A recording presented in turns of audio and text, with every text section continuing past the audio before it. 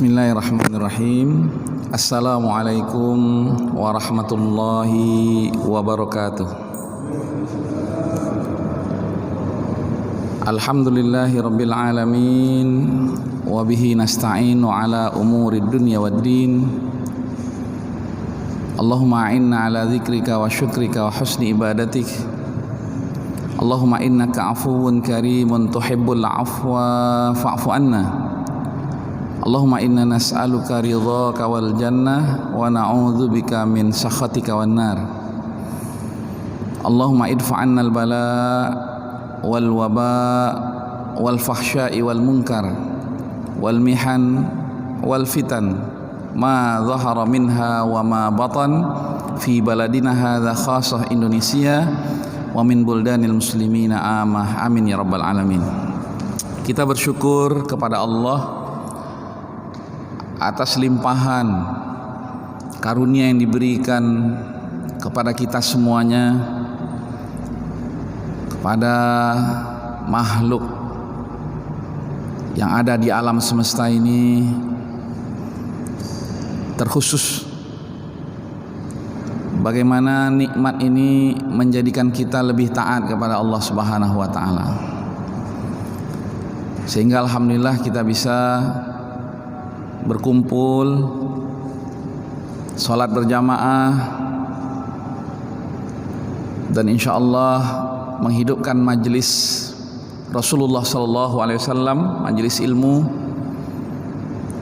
dan mudah-mudahan keberkahan senantiasa meliputi kita semuanya, amin ya rabbal alamin. Kemudian salat beriring salam kepada teladan kita Rasulullah SAW dengan mengucapkan Allahumma salli ala sayyidina Muhammad wa ala ali sayyidina Muhammad. Assalamu alayka ya Rasulullah. Insyaallah pada pertemuan yang kedua ini mengulang, memperkuat, dan sekaligus insyaallah menambah kajian tafsir kita surat 40,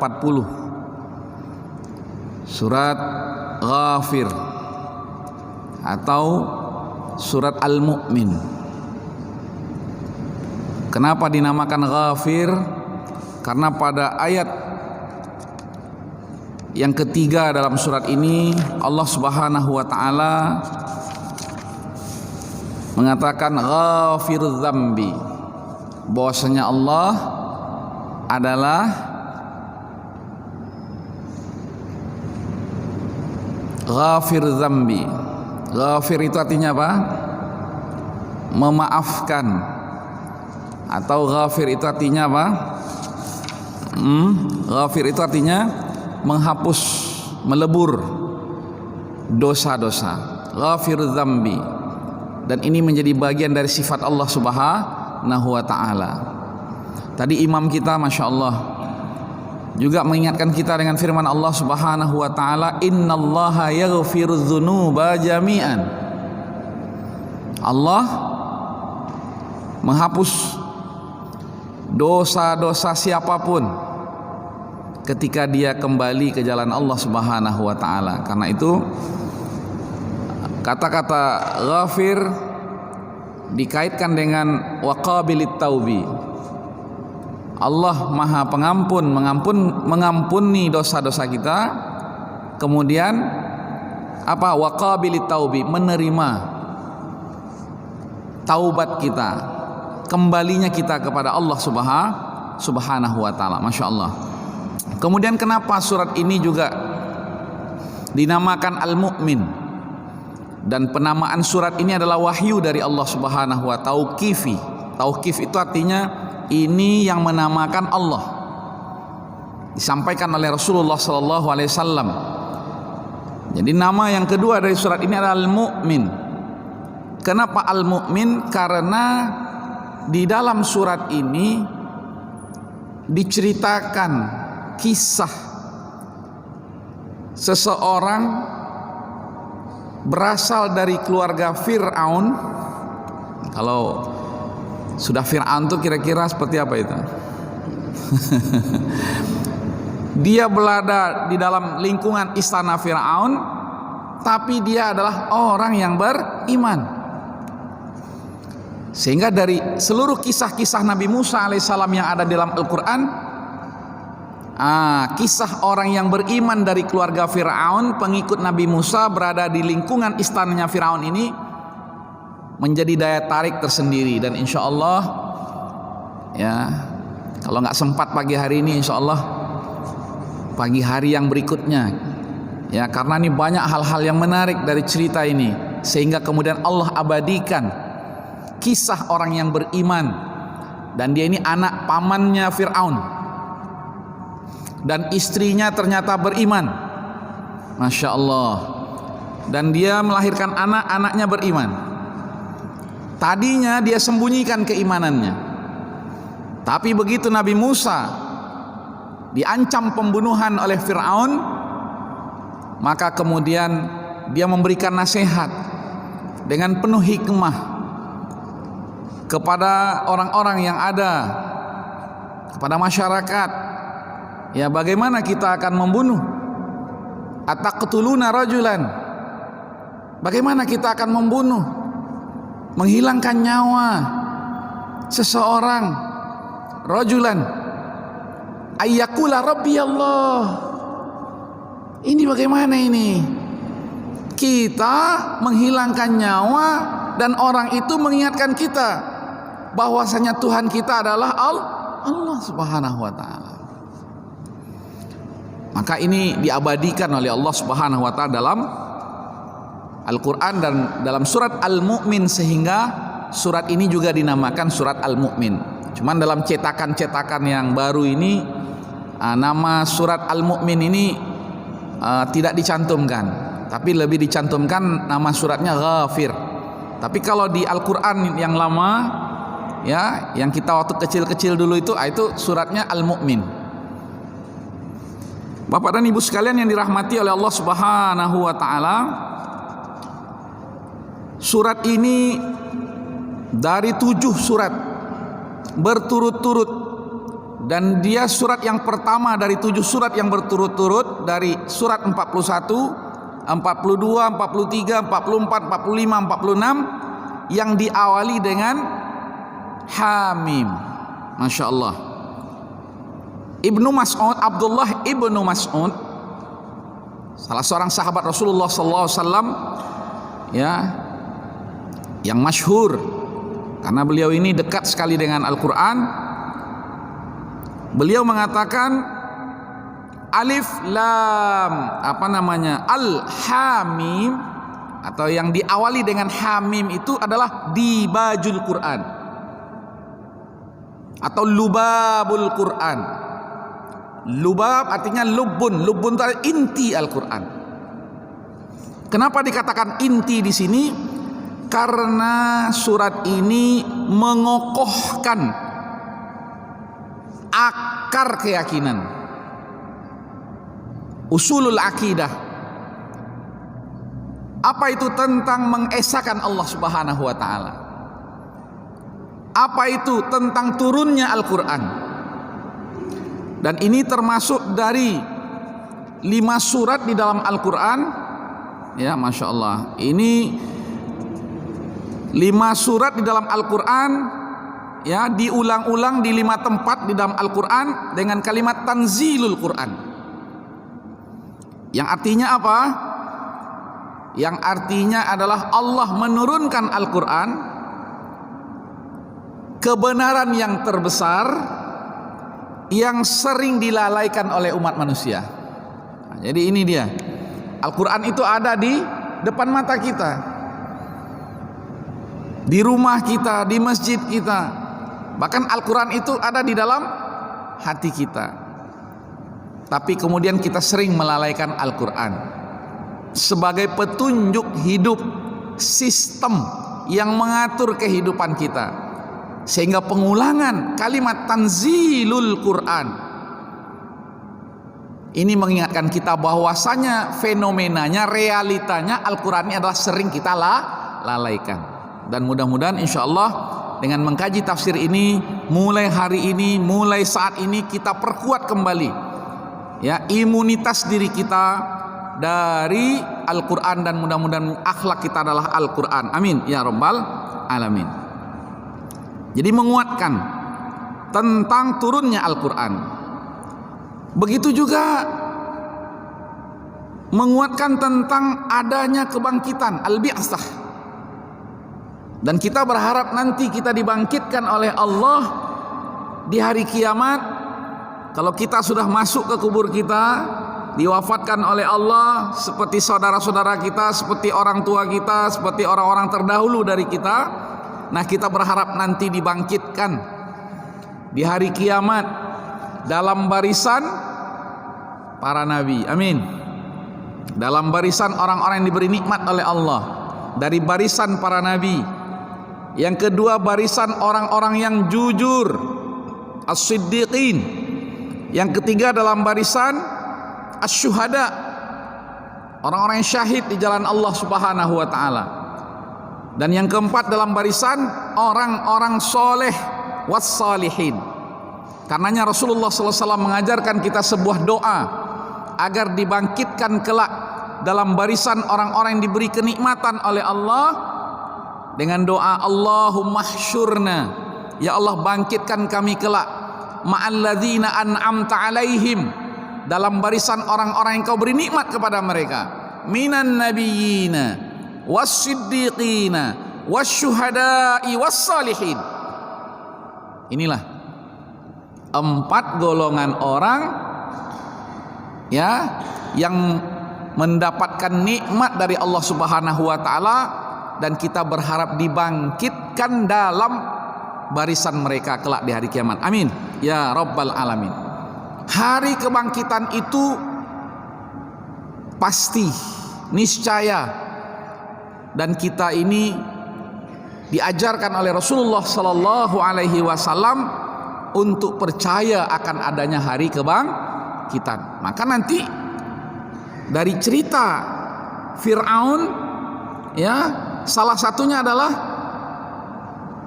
Fir'aun tidak mempercayainya adanya hari kebangkitan, sehingga kemudian inilah salah satu penyebab, karena nggak percaya adanya hari kiamat, adanya hari kebangkitan, inilah yang kemudian menjadikan Fir'aun itu sombong, melampaui batas, bahkan dia berani memproklamirkan dirinya adalah sebagai Tuhan. Na'udzubillahi min zalika.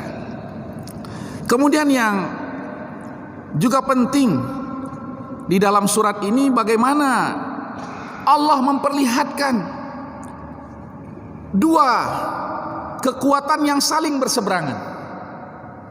Quwwatul haq, kekuatan kebenaran, dengan orang-orang yang berada di dan memperjuangkan kebenaran ini. Kemudian di sisi yang lain namanya quwwatul batil, kekuatan kebatilan dan orang-orang yang memperjuangkan kebatilan. Padahal di dalam Al-Quran Allah selalu mengajak semua umat manusia untuk masuk ke dalam surga Allah Subhanahu wa taala, dan Allah mencintai manusia untuk masuk surga. Wallahu yad'u ila daris salam. Cuman sayangnya ternyata kenyataannya dalam kehidupan kita ini, sejak dahulu, hari ini dan yang akan datang, Al-Quran telah menceritakan, mengkisahkan adanya orang-orang yang membela kebatilan, dan mereka selalu dengan kebatilannya. Masya Allah. Karena itulah surat ini menceritakan tentang hakikat peperangan antara al-haq dengan al-batil, ahlul haq dengan ahlul batil. Dan mudah-mudahan insya Allah surat ini menjadi pelajaran bagi kita semuanya. Amin ya rabbal alamin. Bapak dan ibu sekalian yang dirahmati oleh Allah Subhanahu wa taala, ada 8 sifat dari sifat-sifat Allah yang Allah jelaskan di dalam surat ini, ayat kedua dan ayat yang ketiga.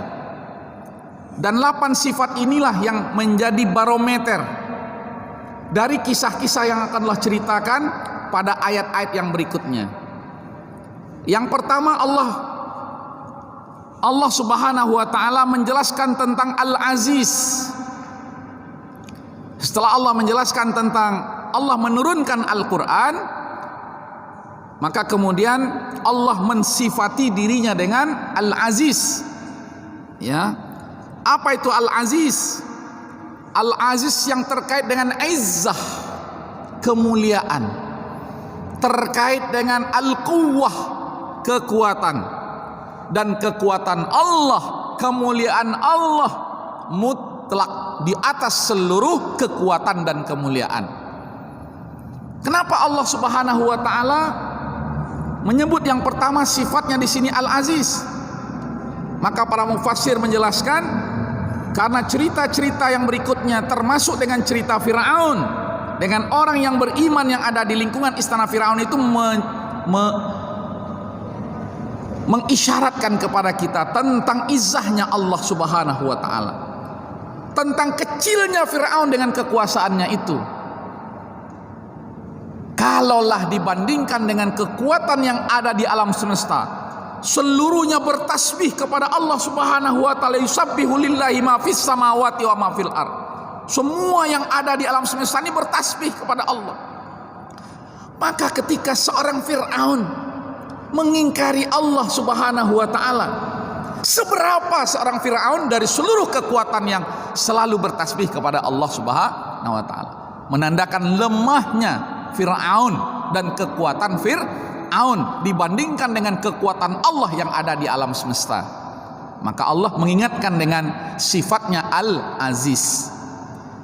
Kemudian yang kedua Allah sebut dengan Al-Alim, Maha mengetahui segala apa yang diperbuat oleh hambanya, oleh manusia, oleh Fir'aun. Dan itu mudah bagi Allah Subhanahu wa taala. Bahkan kemudian Allah pertegas di dalam surat Al-An'am bagaimana Allah mengetahui setiap apa yang terjadi. Bahkan Allah sebut wa ma tasqutu mi waraqatin, satu daun. Kita bayangkan di depan rumah kita itu ada berapa pohon dan berapa daun. Dan Allah menyatakan apa? Wa ma tasqutu mi waraqatin, setiap daun yang berguguran di permukaan bumi ini. Kebayang nggak kira-kira sama kita? Jangankan di permukaan bumi ini Pak Ustadz, ya di depan rumah saya nggak kebayang itu berapa pohon, berapa daun ya berguguran. Wa ma tasqutu mi waraqatin, ya setiap daun yang berguguran di permukaan bumi ini. Wa ma tasqutu min waraqatin illa ya'lamuha. Begitulah Allah Subhanahu wa taala mengumpamakan kemahatauannya kepada sesuatu, sehingga kemudian sesuatu yang enggak terbayang oleh kita, yang lelah kita untuk menghitungnya, dan itu mudah bagi Allah Subhanahu wa taala. Begitulah alimnya Allah. Bahkan kemudian Allah menyebut Dia Maha mengetahui apa yang bunyi, alimum bima bidzatis sudur, apa yang direncanakan oleh manusia. Makanya kadang ya jangan kita lelah-lelahkan diri kita. Oh ini Ustaz konspirasi Ustaz, ini makar Ustaz. Serahkan urusan makar itu kepada Allah Subhanahu wa taala. Li'anna Allah huwa alim. Allah Maha tahu. Kemudian Allah memberikan garansi. Wa makaru wa makarallah. Serahkan kepada Allah, dan Allah punya skenario yang terbaik untuk hamba-hambanya insyaallah. Amin ya rabbal alamin. Kemudian Allah menyebut dirinya dengan ghafirudz dzambi. Ini yang ketiga, sifat yang ketiga, ya pemaaf. Karenanya Allah Subhanahu wa taala dalam sebuah hadis qudsi menyatakan, rahmatku mendahului kemarahanku. Artinya dalam pandangan kita manusia itu kita udah marah, gerah melihat mungkin tingkah laku atau mungkin kejahatan yang dilakukan oleh seorang, tapi Allah Subhanahu wa taala Dia dahulukan rahmatnya, kasih sayangnya, kemaafannya daripada kemarahannya. Bahkan kemudian Allah tangguhkan orang sudah bermaksiat, melakukan kemungkaran, pelanggaran hukum Allah, Allah tangguhkan kepada waktu yang ditentukan, namanya istidraj, ditangguhkan karena Allah sayang kepada hambanya.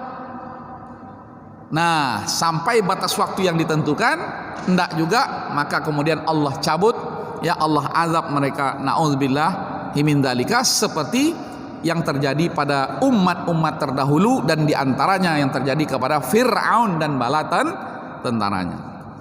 Bahkan Allah mengingatkan kepada Fir'aun bagaimana sebelum Fir'aun ini diazab oleh Allah Subhanahu wa taala, memperlihatkan bagaimana Allah menghancurkan Qarun dan membenamkan Qarun dengan hartanya ke dalam bumi. Jadi Qarun itu diazab sebelum mengazab Fir'aun, agar kemudian menjadi pelajaran bagi Fir'aun. Tapi itulah, kalaulah seseorang ini sudah melampaui batas, sudah sombong, sudah lupa dengan akhirat, maka tidak ada satu pelajaran yang berharga bagi dia, untuk mendesain kematian yang lebih baik. Sehingga kemudian Allah Subhanahu wa taala azab Fir'aun, setelah Allah kemudian memusnahkan Qarun dengan hartanya yang dibenamkan ke dalam bumi. Tapi intinya Allah Maha Pemaaf dan mudah bagi Allah untuk memaafkan. Orang punya 1% kebaikan, 90% kejahatan, 99% kejahatan.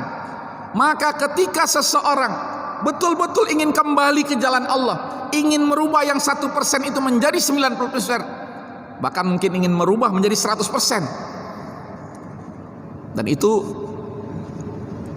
banyak yang terjadi. Dan dalam kisah bagaimana seorang yang telah membunuh 99 orang sampai 100 orang, kemudian dia bertaubat kembali ke jalan Allah Subhanahu wa taala, dan ketika dia meninggal tercatat dia orang yang bertaubat, orang yang diampuni dosa-dosanya oleh Allah Subhanahu wa taala. Karena itu Ghafirudz Dzambi ini, pemaafnya Allah ini tidak terbatas. Selagi pintu kemaafan dibuka, maka bagi kita insya Allah senantiasa minta maaf kepada Allah. Allahumma innaka afuwun karimun tuhibbul afwa fa'fu anna, atau beristighfar astaghfirullahal azim. Dan Rasulullah sallallahu alaihi wasallam mengatakan, aku setiap hari, kata Rasulullah sallallahu alaihi wasallam, la astaghfirullah fil yaumi mi'ata marrah, paling tidak 100 kali beristighfar atau 70 kali beristighfar, sebagaimana dalam hadis lain dijelaskan oleh Rasulullah sallallahu alaihi wasallam. Ghafirudz Dzambi. Begitu juga qabilut taubi, sifat yang keempat. Allah mudah untuk menerima seseorang yang kembali ke jalan Allah Subhanahu wa taala.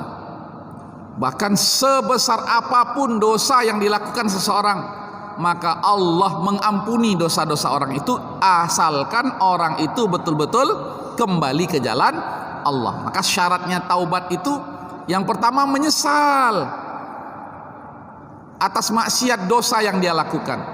Yang kedua berazam untuk di jalan Allah, dan berazam untuk tidak kembali kepada dosa yang telah dia lakukan. Yang kelima, sifat Allah syadidul iqab. Dan dalam surat ini adalah terkait dengan orang-orang yang menyombongkan dirinya, seperti kisah Fir'aun. Maka Allah terkait dengan orang-orang yang menyombongkan dirinya, tidak mau kembali ke jalan Allah, tidak meminta maaf dengan Allah Subhanahu wa taala, maka bagi Allah juga mudah untuk memusnahkan seseorang karena kesombongannya. Dan luar biasa kan dakwahnya Nabi Musa alaihissalam.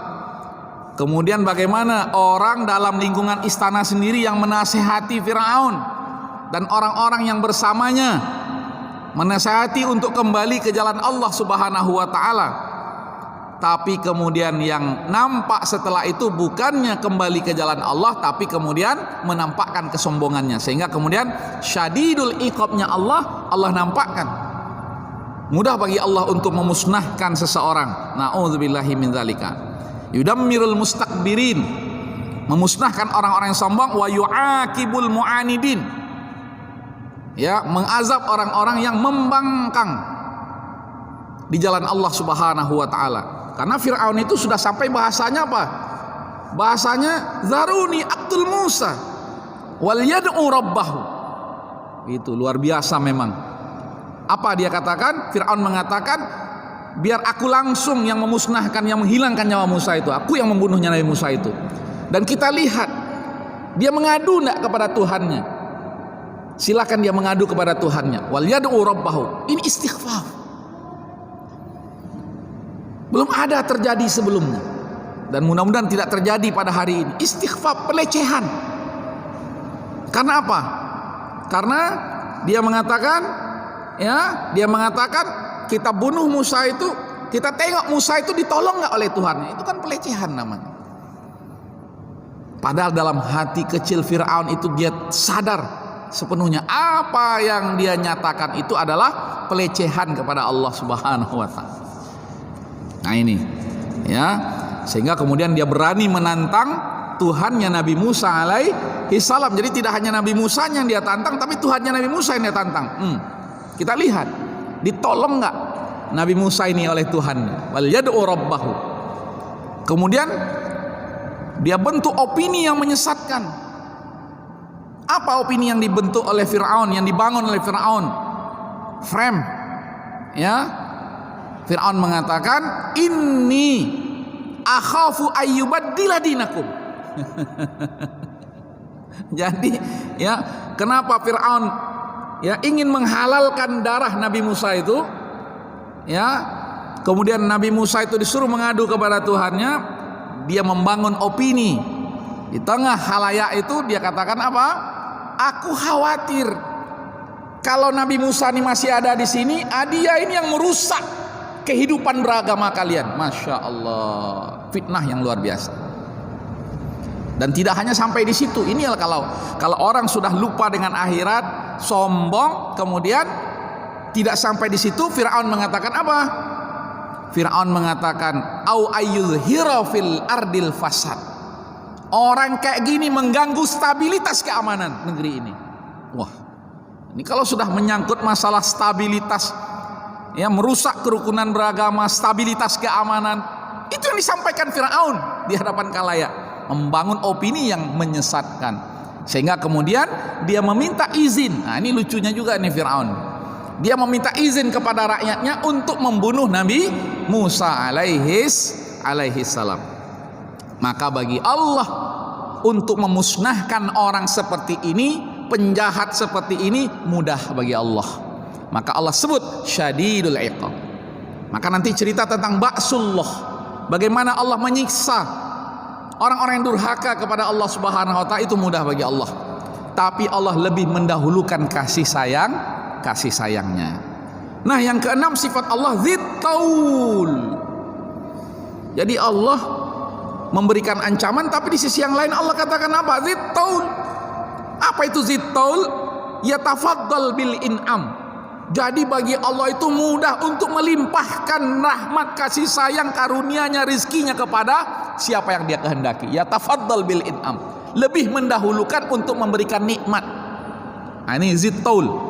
Ya, mudah, ringan, ya, untuk apa? Untuk membantu, untuk meluaskan, melapangkan rizki hambanya, memudahkan urusan hambanya, mengangkat derajat hambanya. Makanya Allah dalam surat yang lain mengatakan apa?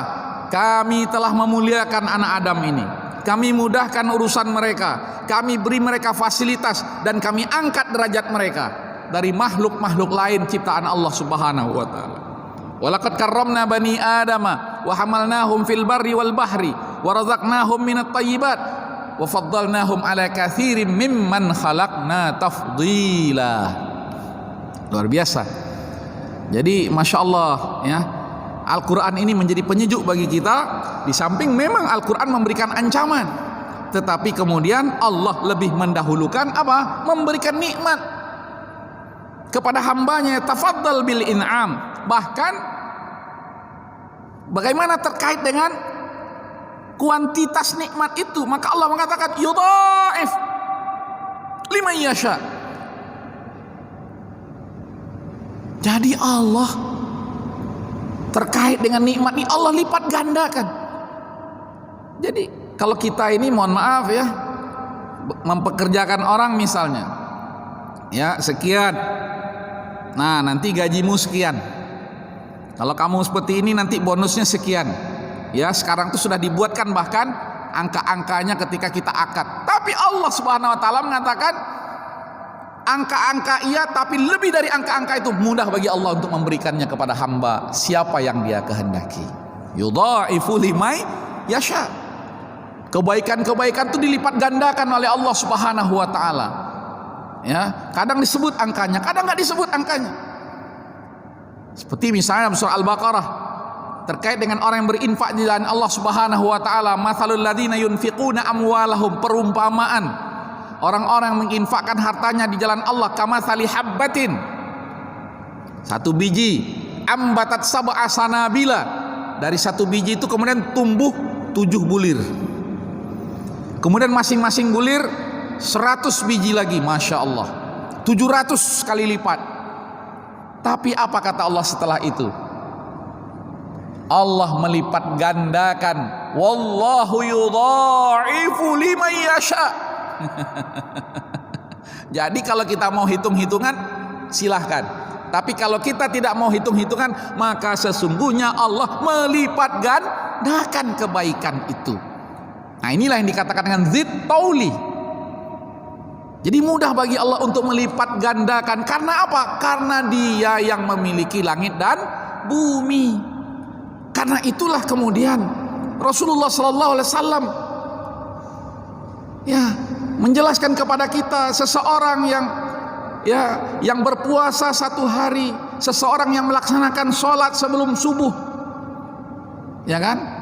Barang siapa yang sholat 2 rakaat sebelum subuh, man shalla raka'ataini, ya raka'atil fajri, 2 rakaat sebelum subuh, maka sama dengan dia memiliki dunia dan seisinya, karena Allah melipat gandakan kebaikan. Maka diperumpamakan bagaimana orang yang memiliki langit dan bumi, Masya Allah. Seperti haji dan umroh, kita ada kebayang haji umroh itu gimana perjalanannya, bagaimana harta yang kita habiskan untuk perjalanan haji dan umroh itu.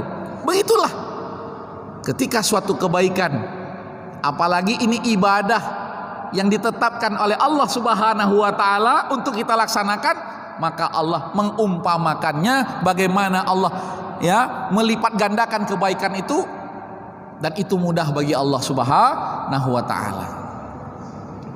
Apalagi kata Rasulullah sallallahu alaihi wasallam, barang siapa yang sholat subuh berjamaah di masjid, kemudian dia setelah itu duduk berzikir, majelis ilmu, membaca Al-Quran sampai kemudian terbit matahari. Ini sebentar lagi insya Allah terbit matahari ya. Matahari kita terbit insya Allah jam berapa ini? Syuruknya jam 5.54. Nanti isyraq kita jam 6:09. Kemudian setelah itu dia sholat 2 rakaat. Masya Allah, dia sholat 2 rakaat. Maka sama kebaikannya dengan apa? Orang yang menjalankan haji dan umrah. Inilah bagaimana Allah Subhanahu wa taala melipat gandakan kebaikan. Kemudian sifat Allah yang ketujuh, la ilaha illallah. Nah, ini sudah jelas. Sifat yang ketujuh ini adalah ubudiyah itu hanya semata-mata untuk Allah. Jadi apapun aktivitas kita, pastikan aktivitas itu adalah ubudiyah, ibadah kepada Allah.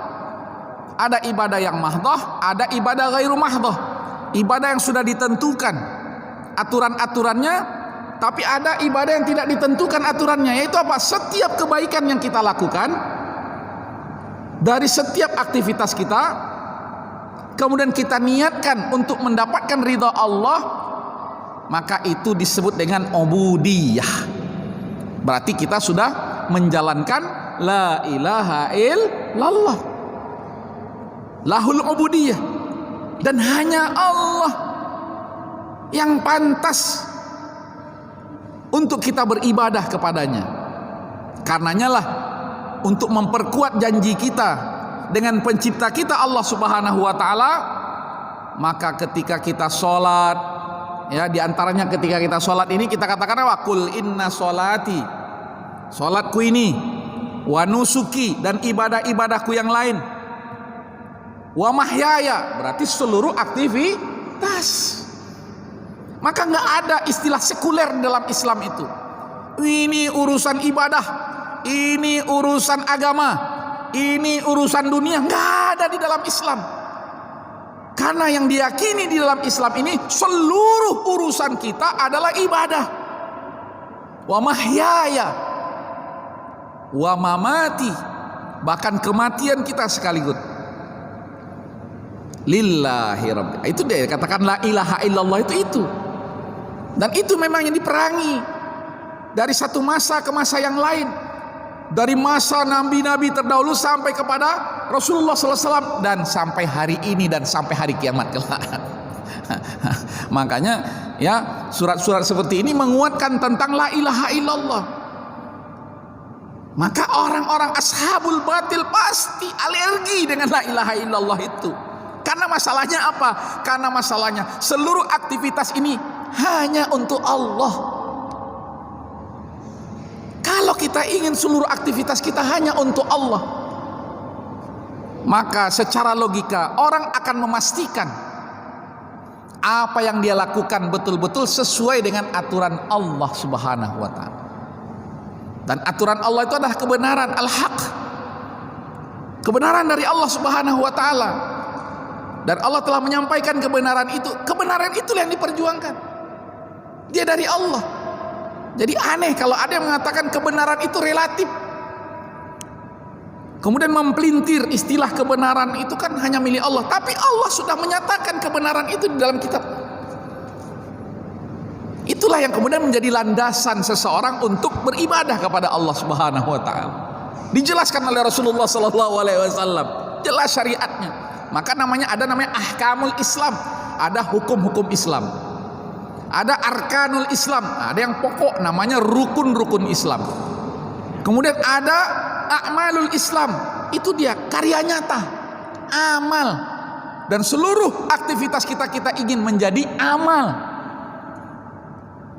di sisi Allah Subhanahu wa ta'ala. Ya, ada namanya a'malul Islam. Tapi ingat, ada lagi. Ada namanya maqamatul Islam. Ini terkait dengan agama itu menjadi apa? Proses penempaan penyucian diri.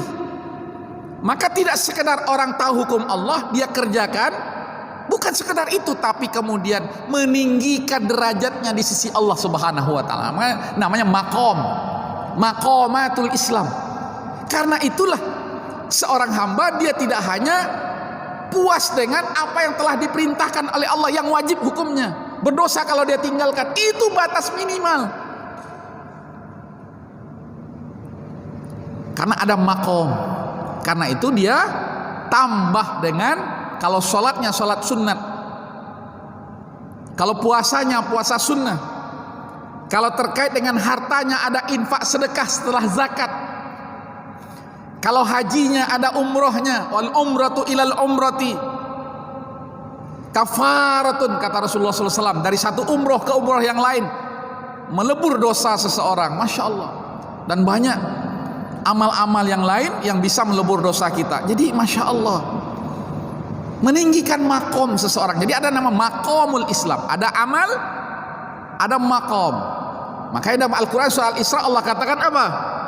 Setelah Allah mengatakan dirikanlah sholat ya sejak matahari tergelincir ke arah barat, sholat zuhur, ila ghasaqil laili, sampai malam, berarti ada sholat zuhur, asar, maghrib, isya, wa qur'anal fajri, dan sholat subuhnya. Inna qur'anal fajri kana masyhuda, dan sholat subuh disaksikan oleh para malaikat, malaikat malam, malaikat siang, pergantian shiftnya di situ.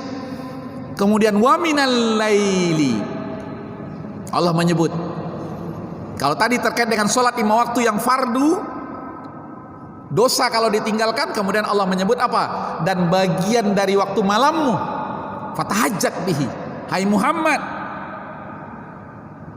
bertahajudlah, bangun, nafilatan laka, mau sholat 2 rakaat dengan bacaan Al-Qur'annya, dengan doanya, dengan zikirnya, dengan kebaikan-kebaikannya, sampai mungkin menyediakan sahur ketika mau berpuasa. Fatahajjat, yang membangkitkan semangat ghirah untuk dekat dengan Allah Subhanahu wa ta'ala.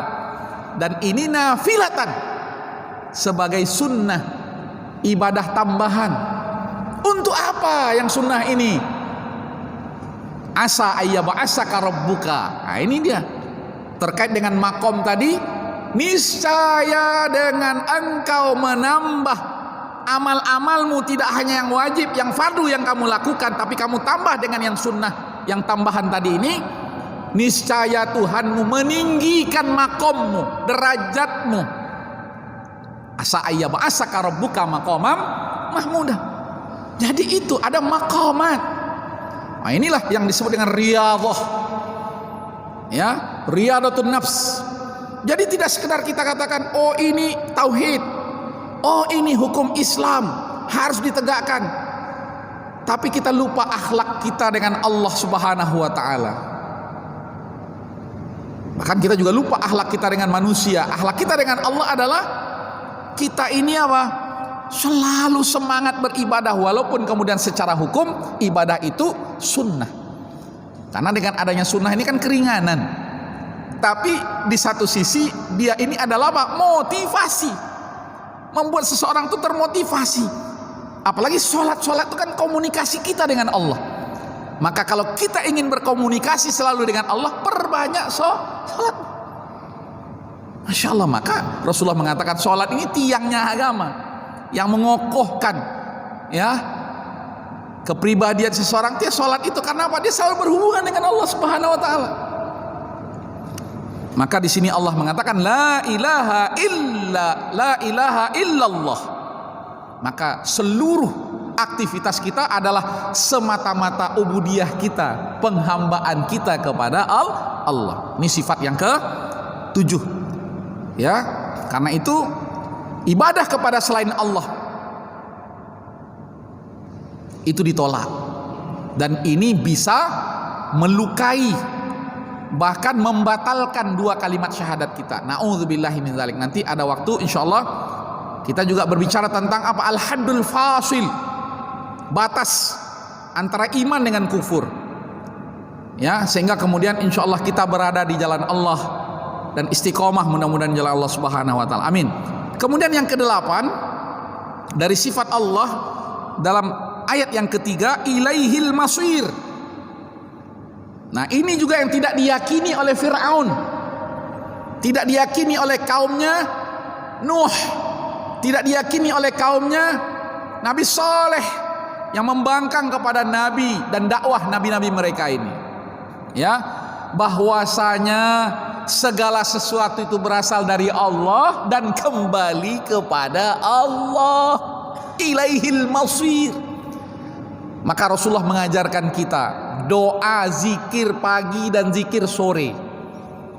Dan di antara kalimat dari zikir pagi dan zikir sore itu mengingatkan kita, apapun aktivitas kita dari pagi sampai sorenya, dari sorenya sampai pagi berikutnya, maka ingat semuanya akan kembali kepada Allah dan akan diminta pertanggungjawaban oleh Allah Subhanahu wa taala. Asbahna wa asbahal mulku lillah walhamdulillahi la syarikalah la ilaha illa huwa wa ilaihil masir. Pagi, dan mudah-mudahan pagi ini, ya, pagi yang kita rasakan ini adalah bagian dari kekuasaan Allah. Kemudian Allah Subhanahu wa taala membagikan kekuasaan itu kepada kita. Asbahal mulku lillah walhamdulillah, dan segala puji bagi Allah yang telah memberikan kuasanya kepada kita sehingga kita sanggup datang ke masjid ini, sehingga sanggup duduk di sini beriktikaf. Nah, ini bagi yang belum iktikaf, niatkan iktikaf, ya, berdiam diri sejenak namanya iktikaf, berdiam diri di masjid, ya, iktikaf itu di masjid, ya, insyaallah mendapatkan pahala iktikafnya. Apalagi di iktikafnya sampai terbit matahari, sampai kemudian sholat syuruk 2 rakaat minimal, ya. Sholat syuruk nih sama dengan sholat duha, cuman yang membedakan sholat syuruk dengan sholat duha itu, kalau sholat duha itu bisa dikerjakan di mana saja, dan kalau dia nggak sempat sholat berjamaah di masjid, duduk-duduk di masjid sampai terbit matahari, dia bisa melakukan sholat duha itu. Tapi kalau sholat syuruk, dia harus di masjid subuhnya sampai kemudian terbit mataharinya. Dan sholat syuruk ini dilakukan di awalud duha, Di awalnya waktu duha. Nah, jadi mudah-mudahan kita tidak berbantah-bantah, berdebat, ya berselisih, ya, yang kemudian ternyata kita nggak sholat. Nah, jadi yang jadi masalah ini yang berselisih-selisih, suka berdebat-debat. Ada tuh do, iko, ini ada sembahyang, itu masalahnya. Nauzubillah. Wa ilaihil masir, artinya kembali. Semuanya ini kembali kepada Allah. Maka diingatkan umat-umat terdahulu, diingatkan umat yang kemudian, tidak ada yang abadi di permukaan bumi ini, semuanya akan kembali kepada Allah Subhanahu wa taala. Sudah waktunya, ya, sudah waktunya syuruk, ya. Sudah waktunya apa? Salat syuruk sudah. Mau dilanjutkan? Kalau mau lanjutkan, lanjutkan. Kalau enggak, bulan depan kita lanjutkan. Kalau umur panjang. Lanjutkan sedikit lagi. Oke. Sudah 3 ayat, ya. Kemudian Bapak dan Ibu sekalian yang dirahmati oleh Allah Subhanahu wa taala, ternyata kenyataannya ada orang-orang yang menolak keberadaan Allah Subhanahu wa taala. Bahkan dia berani mendebat Allah. Nah, itu yang tadi kita ceritakan, Fir'aun itu berani mendebat Allah Subhanahu wa taala, melecehkan Allah dan mengaku dirinya Allah Subhanahu wa taala. Nauzubillahi min zalika. Ya. Maka Allah katakan, nyatakan, orang yang suka mendebat Allah, apalagi melecehkan Allah, tidak mengakui keberadaan Allah Subhanahu wa taala, mayujadilu fillahi illal ladzina kafaru. Maka orang seperti itu adalah orang yang menutup dirinya dengan kebenaran, dan orang yang menutup dirinya dengan kebenaran itu yang disebut dengan orang kafir. Kemudian Allah mengingatkan kepada Rasulullah dan kepada kita dengan ayat ini, ayat yang keempat ini apa? Fala yaghrurka taqallubuhum fil bilad.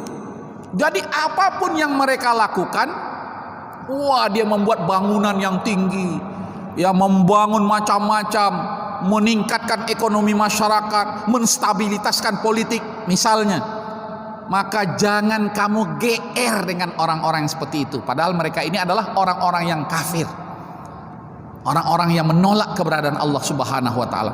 Karena memang nanti diceritakan dari cerita Fir'aun itu, ya, bagaimana dia udah kehilangan akal karena opini sesatnya dibantah dengan opini yang baik, yang benar, dengan penuh hikmah oleh seorang yang beriman dari keluarga dia sendiri, dari lingkungan istana dia sendiri. Kebingungan dia. Akhirnya dia apa? Akhirnya dia mengatakan, "Hei Haman, bangun aku bangunan-bangunan yang tinggi, dan aku naik dari satu tingkat ke tingkat dari bangunan itu sampai ke tingkat yang terakhir, dan aku ingin melihat Tuhannya Nabi Musa itu mana." Orang kan nengok dia bangun, ini belum ada sebelumnya bangunan kayak gini nih. Wah, ini luar biasa. Kita aja kalau ke Mesir itu nengok apa namanya itu? Piramid, ya. Wah.